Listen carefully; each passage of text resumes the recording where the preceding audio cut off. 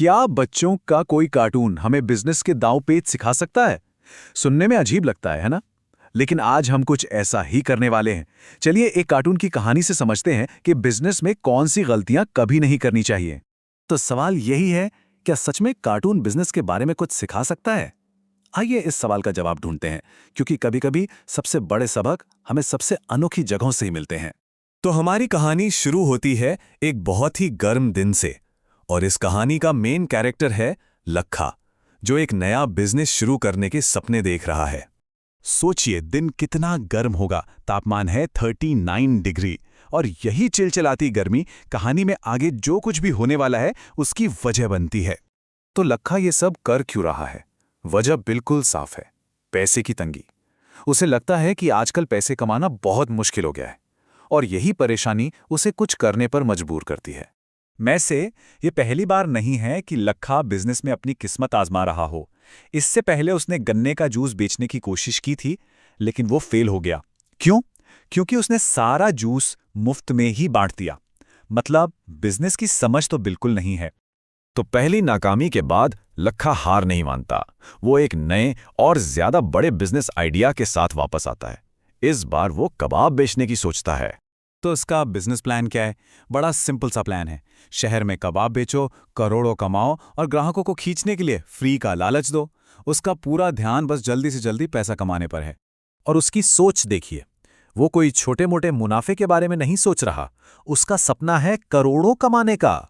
ये बड़े बड़े सपने और उसकी खराब प्लानिंग, दोनों में जमीन आसमान का फर्क है। तो ग्राहकों को बुलाने के लिए उसकी तरकीब है, एक खरीदो दूसरा मुफ्त पाओ। ये मार्केटिंग का एक जाना पहचाना तरीका है। लेकिन हम आगे देखेंगे कि जब आपका प्रोडक्ट ही खराब हो तो कोई भी स्ट्रैटेजी काम नहीं करती। अब आता है कहानी का वो हिस्सा जहां से सारी गड़बड़ शुरू होती है। ये वो खतरनाक और गलत रास्ता है जो लखा सिर्फ और सिर्फ मुनाफे के लिए अपनाता है। तो अपने कबाब का खर्चा कम करने के लिए लखा क्या इस्तेमाल करता है, जरा सुनिए। सड़ा हुआ पत्ता गोभी जिसमें कीड़े पड़े हैं, और सड़ी हुई मछली। जी हाँ, बिल्कुल सही सुना। मुनाफे के लिए वो किसी भी हद तक जा सकता है। और कमाल की बात तो ये है कि उसे पूरा भरोसा है। उसे लगता है कि किसी को पता ही नहीं चलेगा कि खाना खराब है। ये सोच दिखाती है कि उसे ग्राहकों की सेहत की कोई परवाह नहीं है। तो लखा के इस गलत काम का नतीजा क्या होता है? बिल्कुल वही जो होना चाहिए था। चलिए देखते हैं कि उसके ग्राहकों और उसके बिजनेस पर इसका क्या असर हुआ। यहां साफ दिखता है कि वादा क्या था और हकीकत क्या निकली। ग्राहक आए थे स्वादिष्ट कबाब खाने की उम्मीद से, और उन्हें मिला पेट में दर्द। और जब कोई ग्राहक ये कह दे कि अगर तुम मुझे पैसे भी दोगे तो भी मैं तुम्हारा खाना नहीं खरीदूंगा, तो समझ लीजिए कि बिजनेस का खेल खत्म हो चुका है। भरोसा पूरी तरह से टूट चुका है। अब कहानी पहुंचती है अपने अंजाम तक।